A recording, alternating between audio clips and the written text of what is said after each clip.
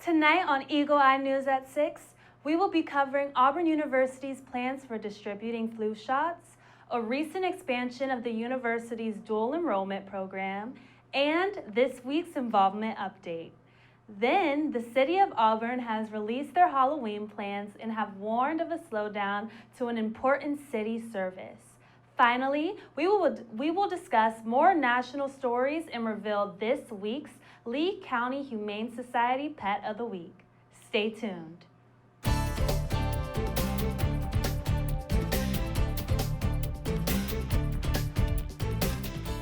Good evening and welcome to Eagle Eye News at 6.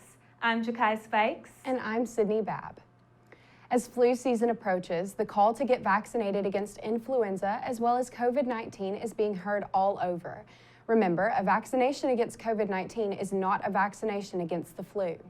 Auburn students may participate in the AU Medical Clinic's walk-in flu shot clinic being held on Tuesdays and Wednesdays in room 2326 in the Melton Student Center from 10 a.m. to 2 p.m. Flu shots at the walk-in clinic are free with insurance coverage and $25 without insurance coverage. This week, the Auburn University COVID Resource Center reported 21 new cases of COVID-19 on campus for the week of October 4th. This is the 7th straight week of decreasing COVID numbers on Auburn's campus. In addition, the AU Medical Clinic recorded 410 tests for COVID-19 on campus with 7 returning positive or a 2% positivity rate. In light of these continuously declining numbers, the university's Pharmaceutical Care Center is no longer providing testing at the South Quad parking deck. However, the AU Medical Clinic will continue their testing and reporting of such results. For a broader look at Auburn's COVID numbers, visit the AU COVID Resource Center website. Now we turn to the Involvement Ambassador, President Travis Harrison, for a detailed look into what will be going on around Auburn's campus this week. Take a look. Hey y'all, my name is Travis Harrison and there are a lot of exciting events coming up on campus this week. Tuesday night, the entrepreneurs at Auburn are having a business work night from 5 to 6 p.m. This event will be held in Horton Hardgrave Hall in room 1047. This is a great opportunity to workshop business ideas and help bring them to life. This is open to all majors and encourages anyone who wants to start a business to stop by and collaborate with other students. Thursday, the Auburn University Career Center is hosting a job search workshop in Mary Martin Hall from 3 to 4 p.m. They'll be providing tips and strategies for finding a job that will kickstart your career. If you're unavailable to attend this event, don't worry. You can reach out to the Career Center and set up a one-on-one meeting instead. You can do this by going to their sign-up link on their website at career.auburn.edu. We wrap up our week on Friday with a joint event from the Beat Bama Food Drive and UPC. They're going to be hosting a bingo night from 8 to 10 p.m. in the Melton Student Center ballroom. All participants will receive a free card to play, and everyone is encouraged to bring cans or donate money to BBFD to receive extra playing cards. As always, there are dozens of other events going on this week. Make sure you check out AU Involved to find the full list of upcoming events. War Eagle.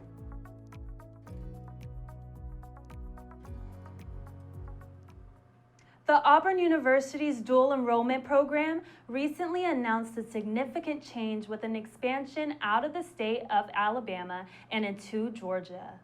The program that had been reimagined in 2018 is now bringing its mission of providing access and affordability to high school students to Georgia students. Beginning in their 10th grade year, students are offered the opportunity to complete up to 24 hours of Auburn credit just before graduating high school. Students with an unweighted GPA of 3.0 or higher are eligible to enroll in Auburn's programs and receive online coursework from the university. The program has displayed considerable success with nearly 160 schools in Alabama and will continue to expand into Fulton County in Georgia starting fall of 2022. Next Monday, a special contest is being held at Auburn University, offering winners the chance to win tickets to see a special screening of the upcoming sci-fi thriller Dune. Eagle Eye TV has partnered with Warner Brothers to run Can You Spot Paul, where students can find the action figure Paul somewhere on campus on October 18th. Take a look.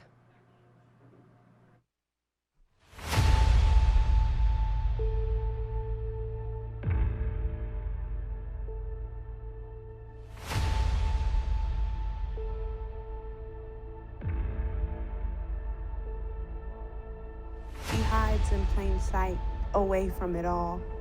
From the movie Dune, premiering this fall. The journey is his. Will he answer the call? My question to you, can you spot Paul?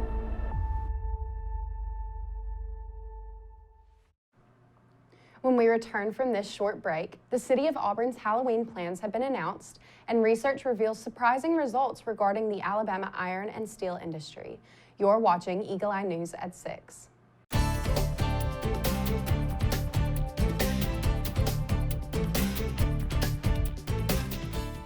Welcome back to Eagle Eye News at 6.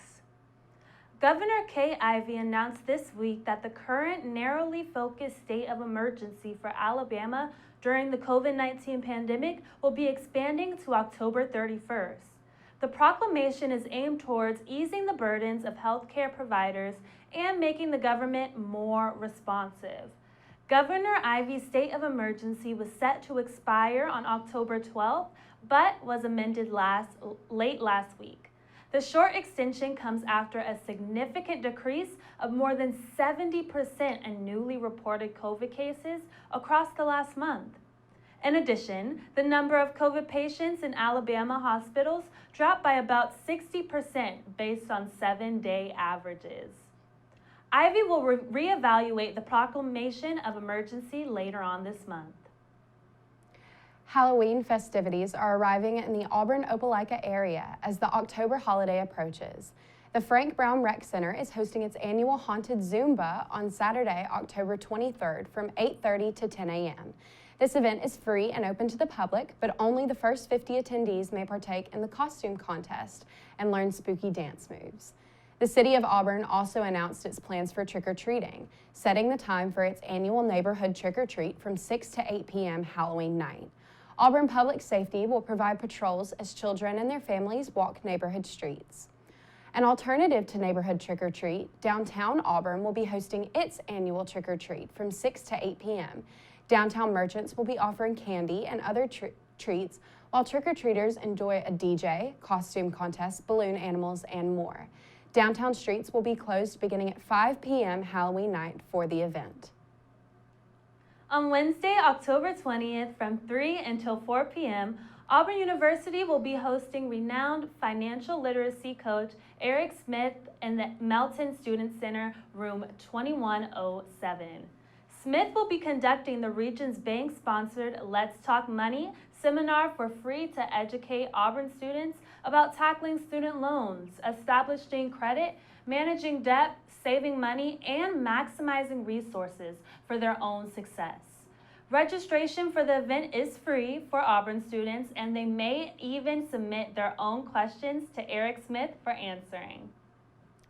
This weekend, Auburn's home football game against number 2 ranked Georgia attracted a couple nationally recognizable brands to the tailgating fun. Eagle Eye's Blake Phillips has more.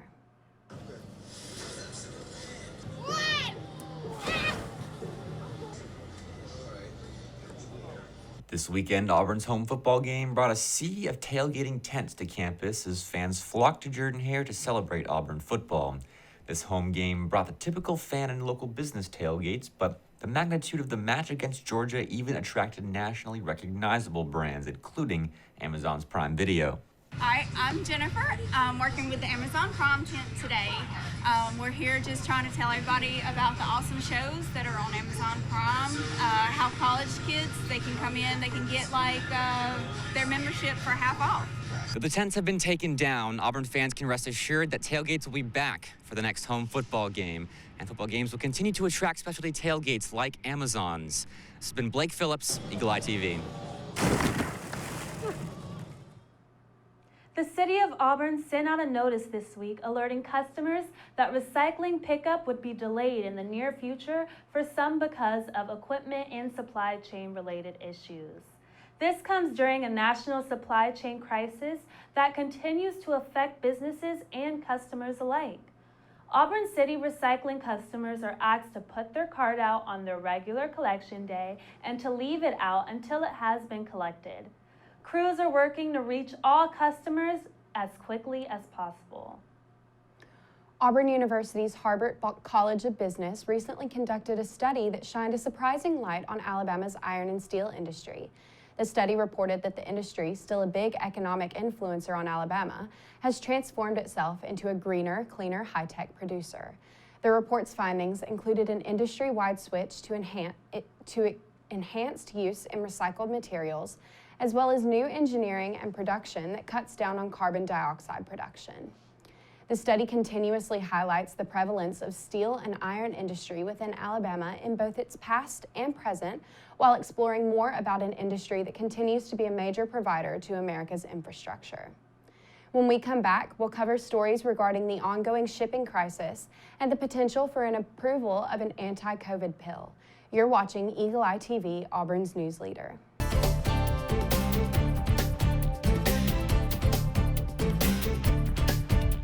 We return now to Eagle Eye News at 6. The national shipping crisis worsens as packed cargo ships remain lined up at ports waiting for days to unload. These delays have caused major slowdowns in the supply chain and are forcing some customers to President Joe Biden. In response, has announced his proposal to operate the Port of Los Angeles 24/7. With major shipping companies and America's largest retailers agreeing to pitch in, the president is optimistic the logjam of cargo ships stuck in port can be broken. Today we have some good news.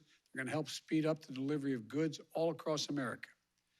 After weeks of negotiation and working with my team and with the major union retailers and freight movers, the Port of Los Angeles announced today that it's going to begin operating 24 hours a day, 7 days a week. This follows the Port of Long Beach's commitment to 24/7 that it announced just weeks ago. 24/7 system, what most of the leading countries in the world already operate on now, except us, until now. This is the first key step toward moving our entire freight, transportation, and logistical supply chain nationwide to a 24/7 system. Moderna is urging the government to authorize a half-size COVID-19 booster dose for some adults. The pharmaceutical company is set to meet with the U.S. Food and Drug Administration's vaccine advisors this week. This comes after Pfizer was approved by the FDA to distribute a booster shot to those with cause for extra protection against COVID. Moderna wants a green light for a booster dose of 50 micrograms instead of the 100 used in the two-dose vaccine. This company says that this would increase protection against coronavirus and keep the COVID-19 vaccine supply higher. The FDA is expected to approve this proposal. A bright spot in the battle to beat the COVID-19 pandemic in the U.S., drug maker Merck has applied for emergency use authorization for its antiviral COVID-19 pill. If the treatment is approved, it will be the first coronavirus oral medicine to gain FDA approval. In today's Health Minute, a closer look at the caveats and why experts are still calling it a huge game changer. A significant development in the fight against coronavirus. Drug maker Merck is asking the FDA for emergency use authorization for its new experimental antiviral drug. Having a pill that people can take at home when you know that they're high risk and they've caught COVID, that has the possibility to be transformational. This is one of those tools in the toolbox that we have just been lacking so far. Merck says that its study data showed the drug lowered the risk of hospitalization and death by half for people with mild to moderate disease. If Merck's pill is approved, this would be the first oral antiviral medicine to fight COVID-19 infection. It's called molnupiravir, and it comes in a pill form. So we'll be able to prescribe this to folks. They'll take a 5-day course and hopefully be able to stay home, not come in for an intravenous infusion, and keep folks out of the hospital. So it's really very promising news. Merck has already sold 1.7 million treatment courses of the drug to the U.S. government. But health experts warn there are some caveats. Some say it's too expensive and will likely be in short supply, and that so far it's been tested only in unvaccinated high-risk people. So we don't know how it's going to work for people who've been vaccinated and happen to catch COVID, although they're less high risk anyhow because of the vaccine, or how it's going to work in people who are not high risk. For today's Health Minute, I'm Jen Sullivan. Now, when we return, the record for oldest person in space has been broken, and we also have this week's Lee County Humane Society Pet of the Week. Stay tuned.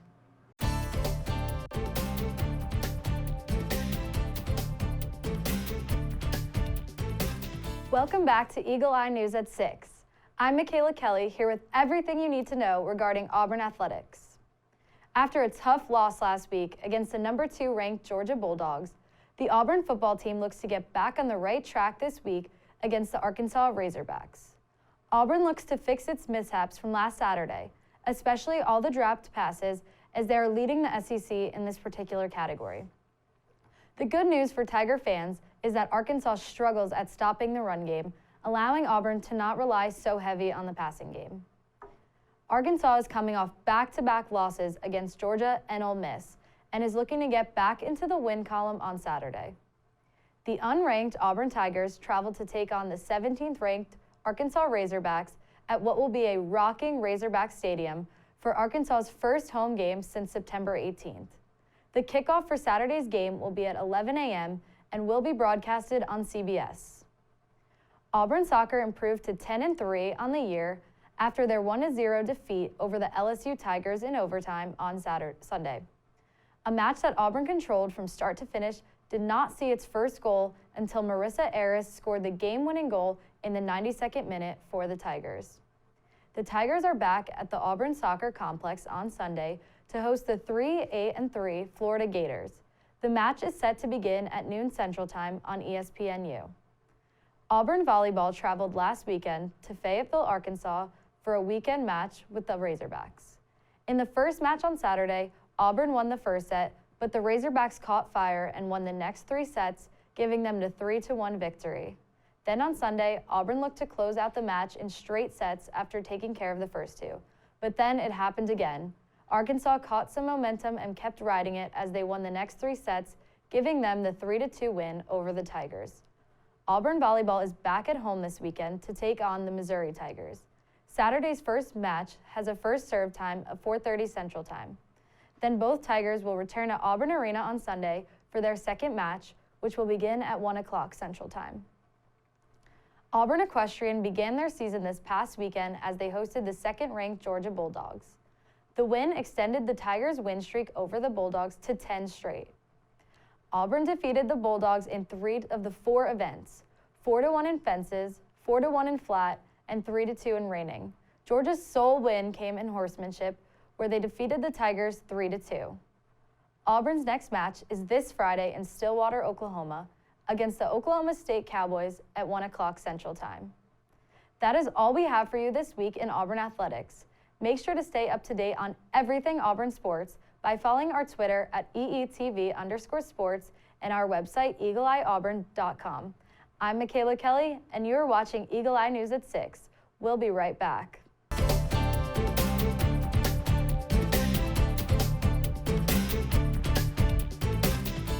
Welcome back to Eagle Eye News at 6. Bald is beautiful, and Thursday is the perfect day to recognize that because it's National Bald and Free Day. This day comes every year on October 14th. The day recognizes the beauty of the naked scalp and is for those who are bald and take pride in it. Baldness can be partial or total, a result of genes or environment, or by choice to achieve a certain look, or beat natural baldness to the punch before it fully sets in.